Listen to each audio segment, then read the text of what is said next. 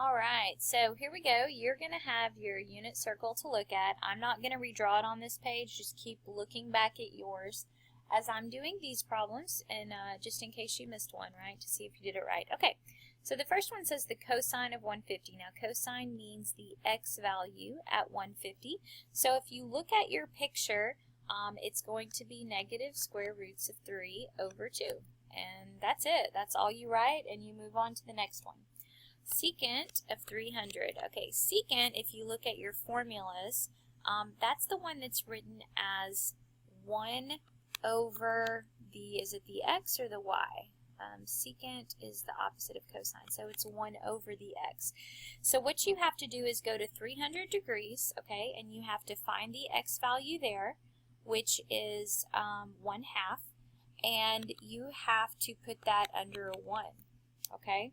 And you need to figure that out. So 1 over 1/2, well, that's the same as 1 times 2 over 1, so I'm just getting a 2. And that is how that works. Number 3, the cosecant of 3 pi over 2. Okay, cosecant is the reciprocal of sine, which means it's 1 over y. So I'm looking for the y value at 3 pi over 2. If you look on your chart, the y value there is -1, so it's 1 over -1, or just -1. Number 4, the secant of 3 pi over 2. Okay, this is the exact opposite, right? Now it's 1 over x at that same place. So if you're still at that place, what is the x value there? Well, I see a 0. And so if I'm doing 1 over 0, guys, that doesn't exist. So I don't know what you wrote. I would write undefined. I mean, that's a bad fraction, right? So just write undefined, or does not exist is okay.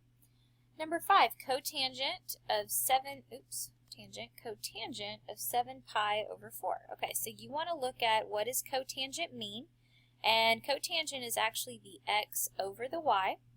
And then you want to go to 7 pi over 4 and actually find those numbers.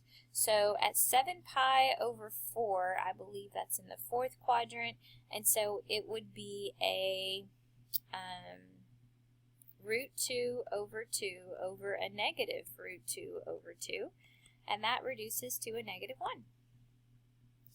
Number 6 is cosine of 60. Well, that's a pretty quick one. It's just the x value at 60 degrees, which is just a 1/2.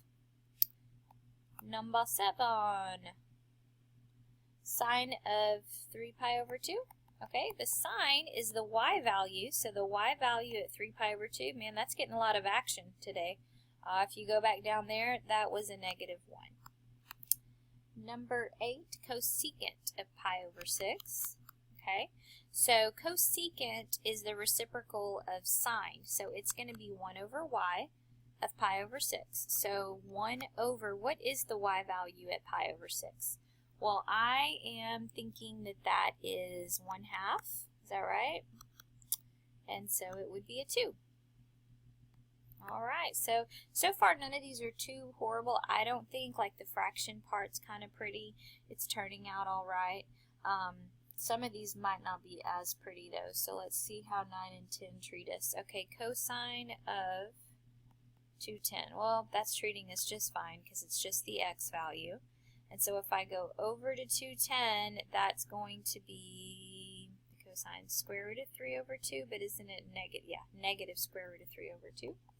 And then number 10, the cotangent of -270. Remember, this negative on an angle just means to travel around the circle backwards. So instead of going to this 270, we're going to go to that 270, okay? And so we're going to look here and pull the x value there, which is a 0. All right, cool. Now on to the solving. So number 11, sine of theta equals 1/2. Theta, remember, is just an angle. You could put an x there if it makes you feel better. But what this question is asking is, because the angle part's missing, it's like saying what angle has a sine, which, what does the sine mean? The sine is a y value of 1/2. And then you can look around your circle and find any one that has a y value of 1/2. Now, that's going to happen at pi over 6, which is what, 30 degrees? Or it's also going to happen at 5 pi over 6 or 150 degrees. So I don't know if you're going to call it degrees or radians. Most teachers like radians, not going to lie. But if the directions talk about degrees like it did in this case, do you see how it says solve the equation between 0 and 360? All that means is go all the way around the circle one time and give me your answers. So that's all that means. So I probably should use degrees since this is written in terms of degrees. Okay, number 12, the sine is equal to -1. Same exact thing as above, right? What angle has a y value of -1? That only happens at 270. Number 13,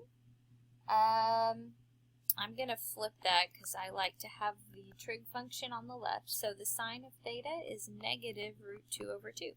What angle has a y value of -√2/2? That's going to be, look on your chart, we're looking for negative. That's going to be at, the 2 pi over 4 is on the bottom. Is that 5 pi over 4 and 7 pi over 4? Okay, whatever the degrees are for those. Let me see. Sorry, I'm doing this from memory and I don't have my circle. And the degrees, sometimes I don't like to add up degrees. I usually use radians. So I do want to look these up so I don't have to add 315 and 225. Here we go, just like that. Alright, 14.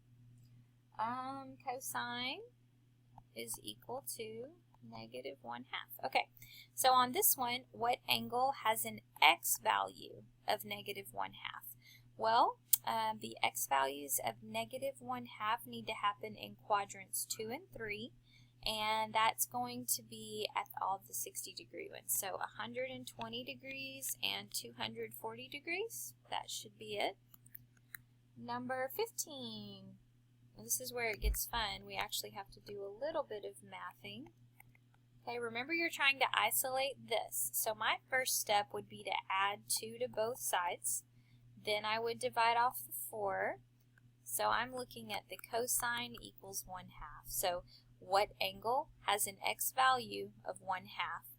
And when I look around the circle, that's going to happen at 60 degrees and 300 degrees. All right, cool. So last one. 3 plus 2 cosine blah blah equals 5. Okay, same thing. Start by subtracting that 3. We're trying to isolate the cosine. Divide by 2. So it looks like that's the question. What angle has an x value, since it says cosine, of 1? And the x value of 1, that happens at 0 degrees. Or I guess you could call it 360 degrees. Either one, that would be fine. Now, right now, I don't want y'all to stress out if you are very heavily reliant on your circle, because you should be. This is new. You should be looking at your circle all the time to pull these answers. The goal, of course, is in the classroom at the end of this unit, you will do this kind of problem without any safety net, without looking at the circle. So you would have to be able to reason through it and talk through it and visualize the coordinates well enough to be able to do this. Now, I'm not going to lie. I did this whole assignment just now with nothing. The only time I looked back at the circle was right here because I didn't want to have to add 45 all the way around because I don't really have the degrees memorized. I probably should. I just add them up as I need them. I do have all my radians memorized, and I have all my coordinates memorized so that I can figure out where they are on the circle. So we'll talk a little bit more about how fast you should be later, but right now you should be looking at formulas. You should be looking at that circle, but of course in the end all that does need to be memorized. So it's a good thing you've at least seen how it's used now, and you can prioritize what you want to work on memorizing first. Alright, cool. We're going to do just way more of this practice in tutorials next week, so we will see you guys later.